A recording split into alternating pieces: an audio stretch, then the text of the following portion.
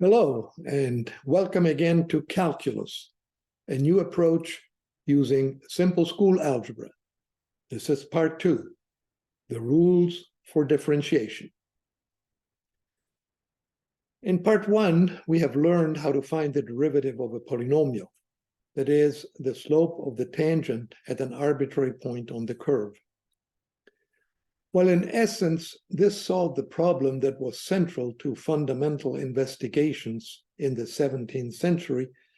We want to emphasize the very elementary nature of our approach that only involved very simple algebra. In case you forgot, you need to refresh your memory, go back and look again at the first part of this presentation. So in particular, we have also verified already the very simple differentiation rule that the derivative of a sum is a sum of the derivatives. Our next topic today is the verification of other standard rules, such as product and quotient rules, as well as of the very important chain rule. If you learned calculus the traditional way, you may recall that the chain rule is typically the last differentiation rule that is discussed. Its proof in most textbooks makes it look like it is much more complicated than the proof of the product or quotient rules. On the other hand, the formulas for product and quotient rule look quite complicated and unnatural, and they often frustrate students. In fact, it would be quite difficult to guess what these formulas might look like. While products and quotients of functions are quite natural in the context of algebra, they really are not the simplest operations one can perform with functions. In fact, it is critical that the outputs of functions are numbers or perhaps more general quantities for which multiplication and division are well defined in order to look at the product or quotient of functions. However, the most natural and simplest operation on functions in the general setting is composition, that is, apply one function after the other. So it should not be surprising that the formula for derivatives of compositions and its proof are very easy and natural. Therefore, in contrast to the standard order, we shall start with what is known as a chain rule, that is, the formula to find the derivative of the composition of two functions. In detail, suppose f and g are two functions. The composition f with g, written as f circle g of f and g, simply means that we first apply the function g, and its output is then used as input in the function f, where, of course, we assume that the output of g is a legitimate input for f. In case f and g are polynomials with inputs rational or more general numbers, this condition is surely satisfied. So the composition f circle g will always be defined. More precisely, the composition f with g is defined by f circle g at x is equal to f evaluated at g of x. And routine algebra shows that if f and g are polynomials, then the composition f with g is also a polynomial. Our task is to find a formula for the derivative of f circle g in terms of the derivatives of f and of g. So let us fix a point A and let B be the output of g at this point A. We introduce the relevant factorizations.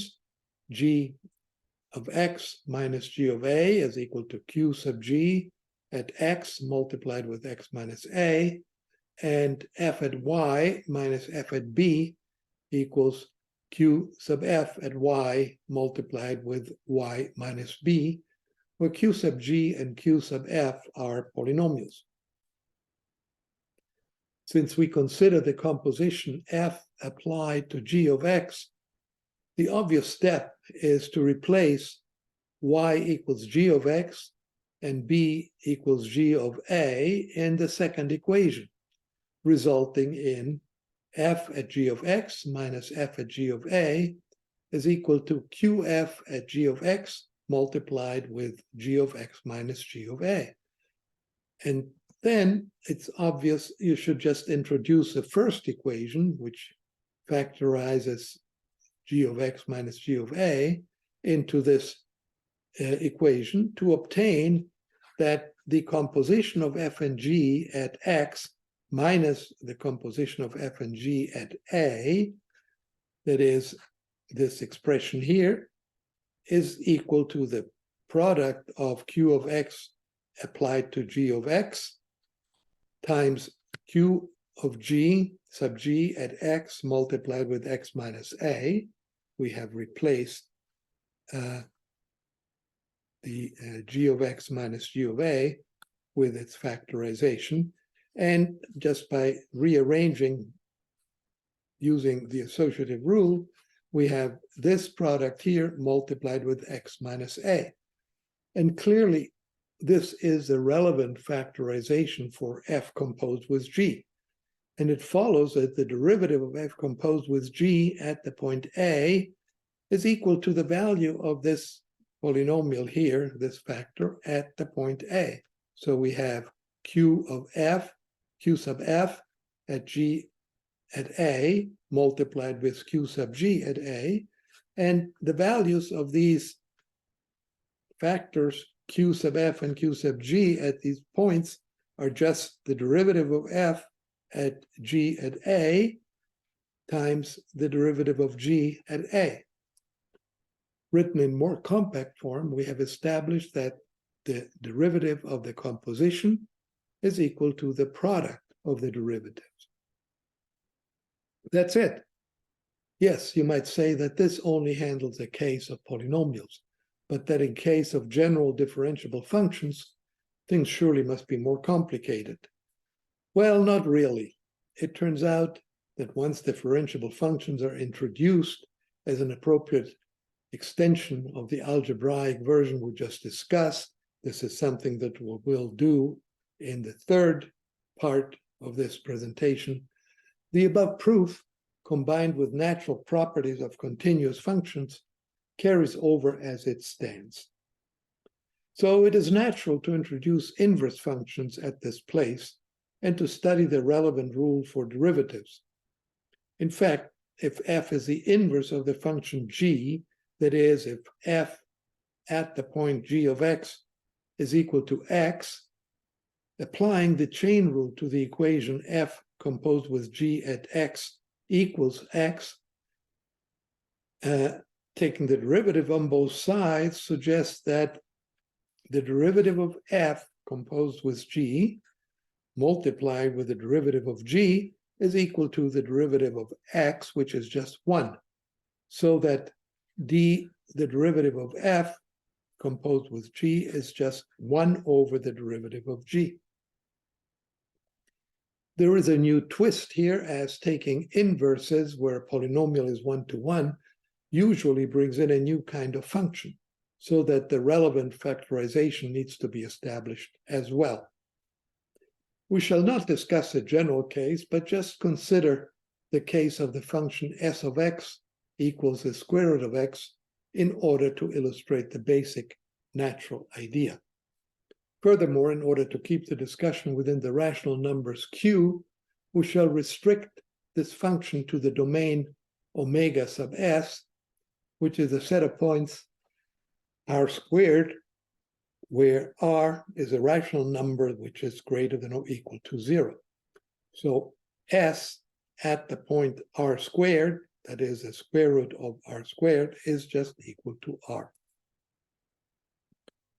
We want to find the slope of the tangent to the graph of s at the point b, comma, s of b, where b is a point in the domain omega sub s, so that b can be written as a squared for some rational a greater than or equal to 0. As usual, we consider a line through the point b, comma, s of b with slope m. Again, the points of intersection of this line with a graph of f are the solutions of the equation. We've seen this many times. So we must find the appropriate factorization for s of y minus s of b. Now, since s is the inverse of the function f of x equals x squared that we're familiar with, of course, let us start with this familiar factorization. X squared minus a squared is equal to x plus a times x minus a. Now, b is equal to a squared and y is equal to x squared. So therefore, a is equal to s of b and x equals s of y. We can write the above factorization in the following form. Y minus b is equal to this product, s of y plus s of b multiplied with s of y minus s of b. So this is the critical thing that we want to factor, and it's clear that if you divide by this expression, you end up with this formula here, s of y minus s of b is equal to 1 over s of y plus s of b times y minus b.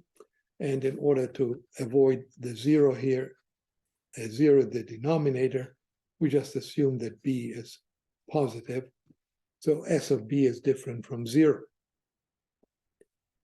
So the points of intersection of the line through b, s of b with slope m, and the graph of s are the solutions of this equation. As before, we have here this factor 1 over s of y plus s of b minus m, and we factored out the common term y minus b, and this should be equal to 0. And this shows that the 0 at y equals b will have multiplicity 2 or higher precisely when m equals 1 over s of b plus s of b, that is 1 over 2 times s of b, which is just 1 over 2 times a. And this confirms that the derivative of s as b is just 1 over the derivative of f at a, as was suggested by our earlier discussion. In words, the derivative of the inverse of a function f is the reciprocal of the derivative of f. If we look ahead towards a quotient rule for derivatives, we must enlarge the class of functions that we have considered so far. In particular, we introduce quotients of polynomials, which are known as rational functions. Algebraically, such functions are the analog of rational numbers. Instead of quotients of integers, we consider quotients p over q of two polynomials, where q is not the zero polynomial. The familiar rules for addition, multiplication, etc. of rational numbers carry over to rational functions. The one new feature that needs to be considered is the fact that the domain of a rational function usually is not the set of all rational numbers. Instead, we must exclude the zeros of the denominator.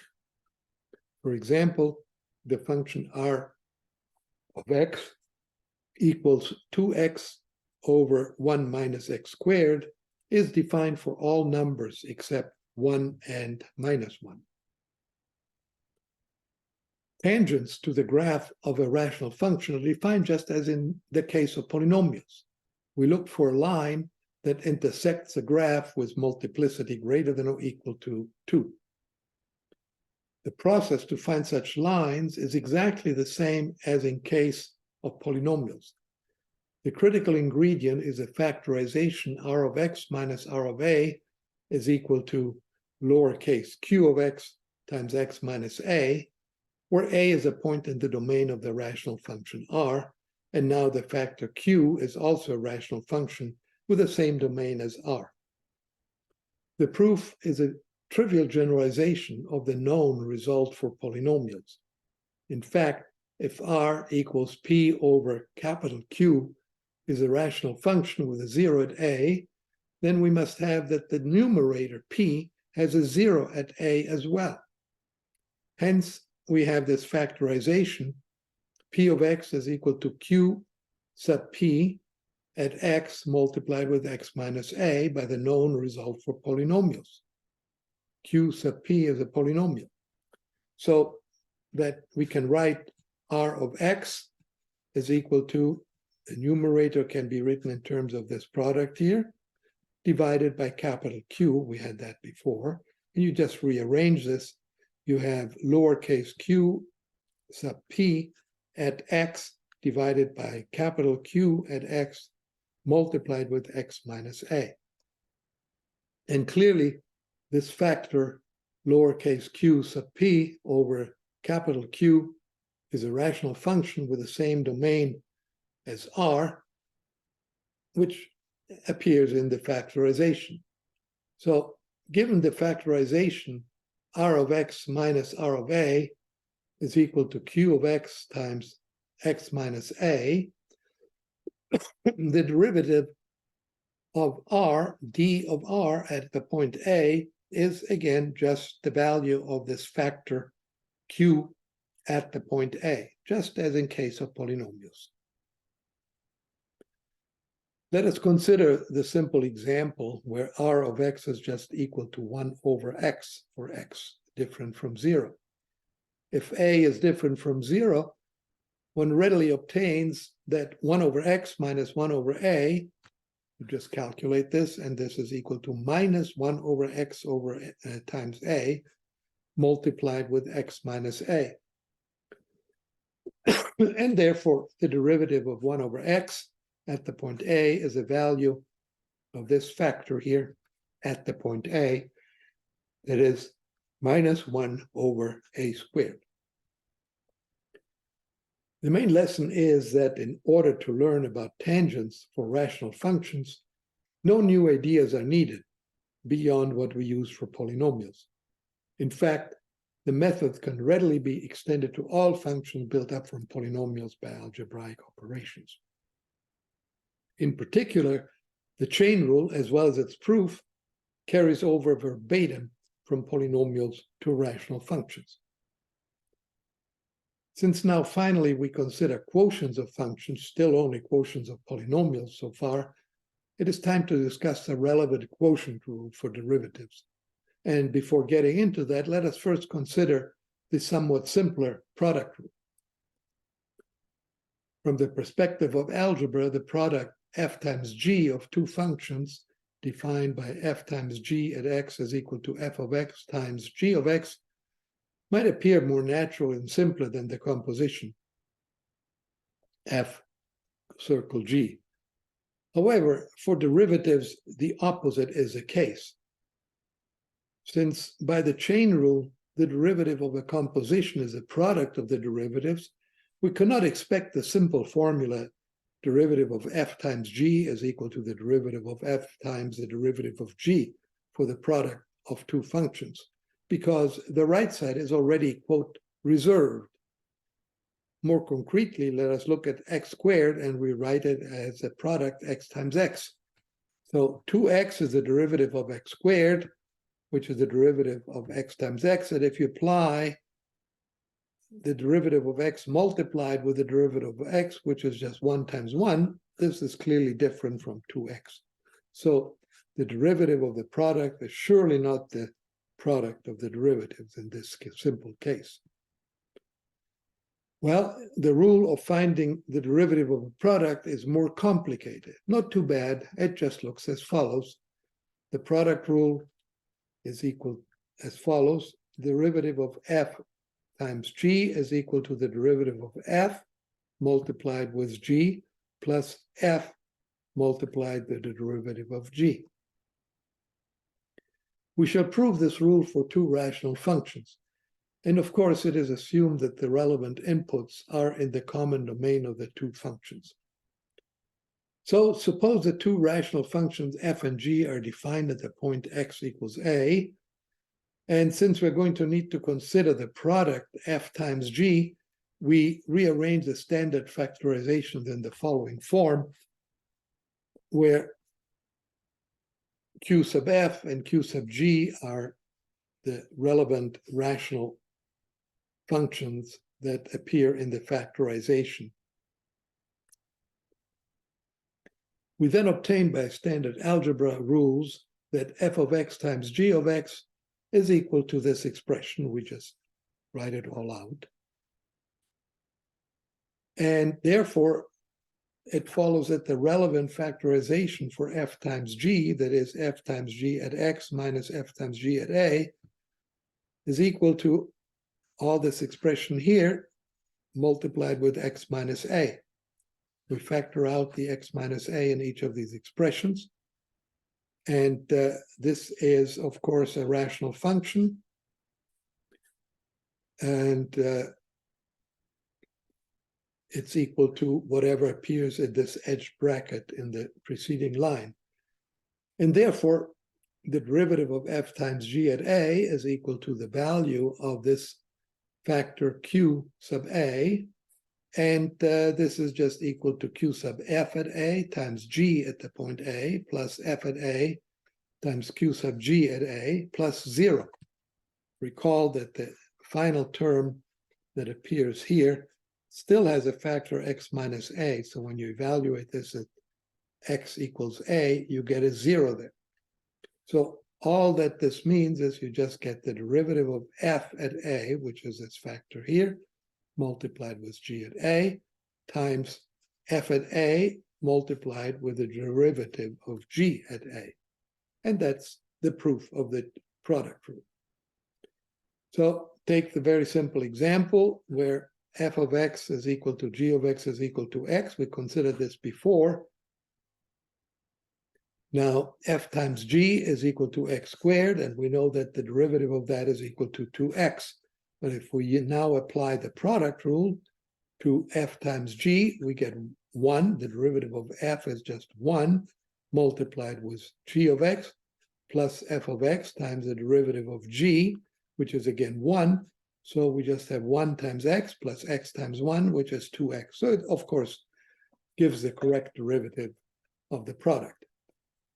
More generally, if f of x is equal to x to the power n and g of x is equal to x to the power m for two positive integers m and m, then applying the product rule to the product f times g, we're going to get the derivative of f times g at x is equal to the derivative of x to the power n times x to the power m plus x to the power n times the derivative of x to the power m. And when you carry out these differentiations using the power rule, and you combine all this, you get n plus m multiplied with x to the power n plus m minus 1. And this answer agrees, as it should, with a direct application of the power rule.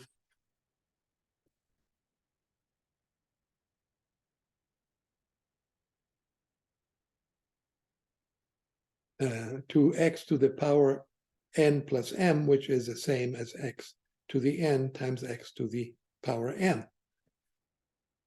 So let us look at an explicit example. Let's use the product rule to find the derivative of f of x, which is the product of these two polynomials. And applying the product rule, we get this following result, which looks pretty complicated. And it's best to leave the answer in this complicated form instead of simplifying it algebraically, as the form above reflects the correct application of the product rule.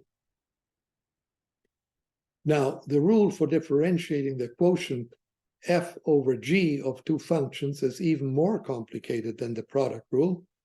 Let us first consider the simpler case of the reciprocal 1 over g of a rational function g at the point a, where g at a is not equal to 0.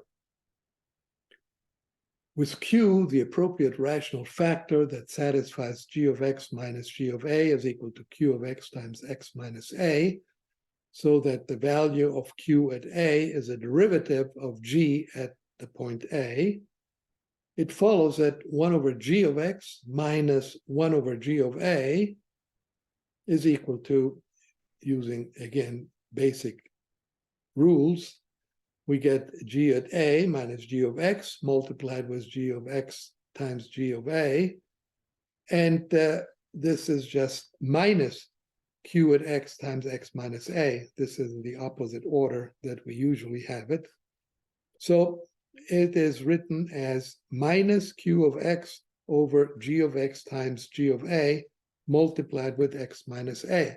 So we have an explicit form for the factorization of 1 over g over minus 1 over g at a. And clearly the first factor is a rational function with the same domain as 1 over g. So we have established this unique relevant factorization. Consequently, this factorization leads to the reciprocal rule. 1 over g, the derivative of that at the point A, is equal to the value lowercase q at a divided by g at a squared, and this is, of course, the derivative of g at the point A. So we have minus g derivative at a divided by g at a squared. Or, in simpler form, the derivative of 1 over g is minus the derivative of g divided by g squared. So let us apply the reciprocal rule to find the derivative of y equals 1 over x. We've done this before already, but using the rule we just verified, this is given by 1 over x. The derivative of that is equal to the derivative of x divided by x squared, and all that with a minus sign, and the derivative of x is just 1, so we get minus 1 over x squared. And this matches what we had already found earlier directly. Now, more generally, if m is any positive integer, the derivative of 1 over x to the power m is equal to minus the derivative of x to the m, that is, by the power rule, m times x to the m minus 1, and this is divided by x to the m squared, that is, x to the 2m. And when you cancel common factors in numerator and denominator, you end up with minus m times 1 over x to the m plus 1. So you split this as is m plus m. You can cancel one factor m, and so we have the minus 1 here in the denominator. It will appear as plus 1. By using the standard rules for exponents, we can write this as the derivative of x to the power minus m is equal to minus m times x to the power minus m minus 1. I have to use the negative of this. And this shows that the power rule holds for any integer exponent m, provided one assumes that x is different from 0 if m is negative. So, for example, by the reciprocal rule, one obtains the derivative of 1 over x cubed plus 1 is minus 3x squared divided by x cubed plus 1 squared for all x different from minus 1. Where, of course, we have to exclude the value minus 1 because that would give us a 0 in the denominator. Remark, example 1 above, which we had also proved directly earlier, combined with the chain rule, gives an even simpler proof of the reciprocal rule as follows. Note that we can write 1 over g. It can be viewed as a composition of f of x, which is 1 over x, with g.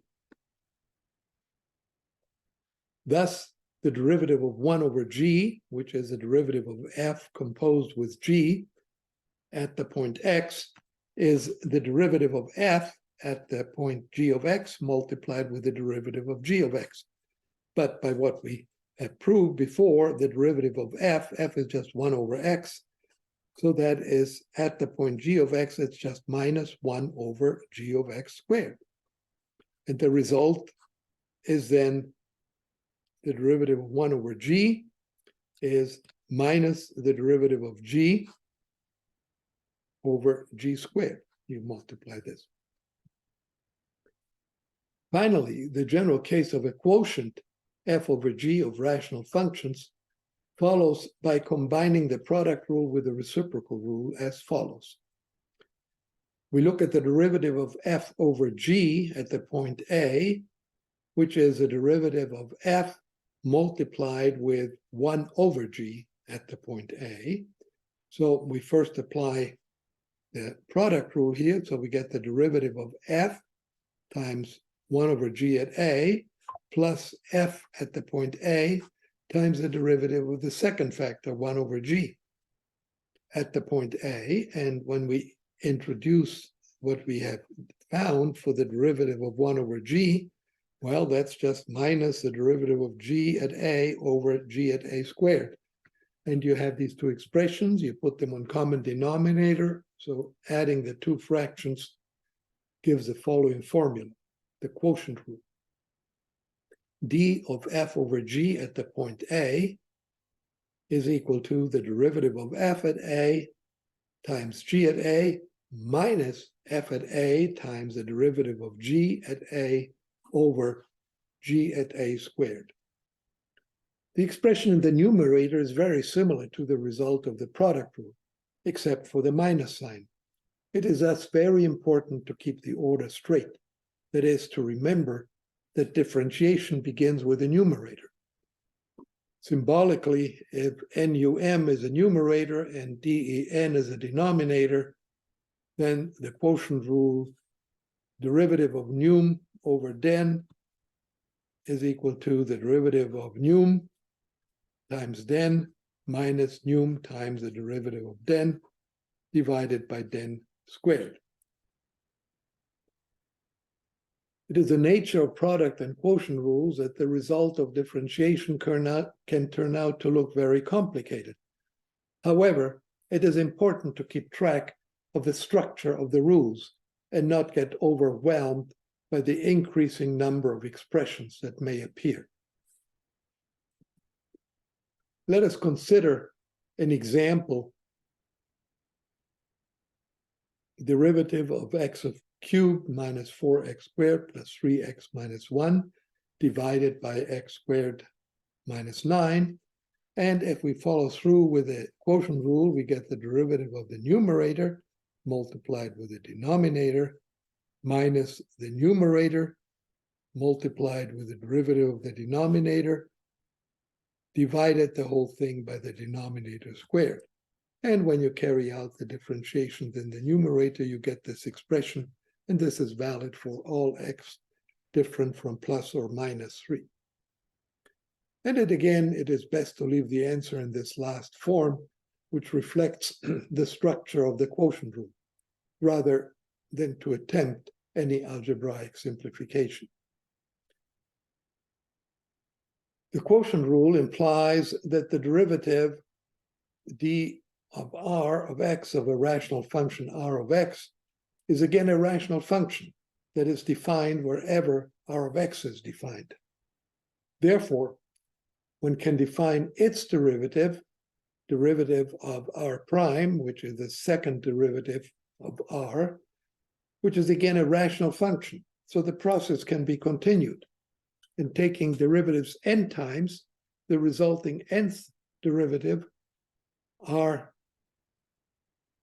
to the in bracket n, or the derivative d to the power n of r, that is a differentiation applied n times, is again rational with the same domain as r. We note, however, that these higher order derivatives will result in more and more complicated rational functions. In contrast, if we start with a polynomial p, its derivative d of p is again a polynomial of degree 1 less than the degree of p. So if the degree of p is n, every differentiation lowers the degree by 1, so that after n differentiations, the degree will be down to 0. That is, the nth derivative of p will be a constant. and therefore the n plus first derivative of p is 0. So this shows, once again, that polynomials are so much simpler than general rational functions. So we have now covered all the standard differentiation rules in the setting of rational functions. Let us repeat that only simple algebra is involved, even though things may look more complicated as the functions considered get more complicated. While here we have only considered rational functions, the structure of the proofs will remain exactly the same in the general differentiable setting to be considered later. The only change is that relevant algebraic statements need to be replaced by corresponding natural properties of continuous functions. So this presentation, together with part 1, has covered the elementary introduction to differential calculus. The details were first published in the article "Where Are Limits Needed in Calculus" that appeared in the American Mathematical Monthly, volume 118, appeared in the year 2011. It would seem that this approach is most suitable for inclusion in the algebra curriculum in schools. For once, it would show students a most important application of basic algebraic concepts, such as quadratic equations, multiplicity of zeros, factorizations of polynomials, and so on. After all, as we saw, these tools allow to solve, at least in the algebraic setting, major problems that were at the center of investigations in the 17th century. Furthermore, it would prepare the students to move forward with the study of calculus and to realize and understand why ultimately much deeper new concepts such as limits and the real numbers need to be introduced. So this presentation is to be followed by Calculus Part 3. There we will outline the new difficulties and concepts that appear as one studies the exponential function and other non-algebraic functions, thereby leading to the heart of analysis. In particular, we will introduce the concept of differentiable function and explain how all the rules discussed here will carry over to the general case.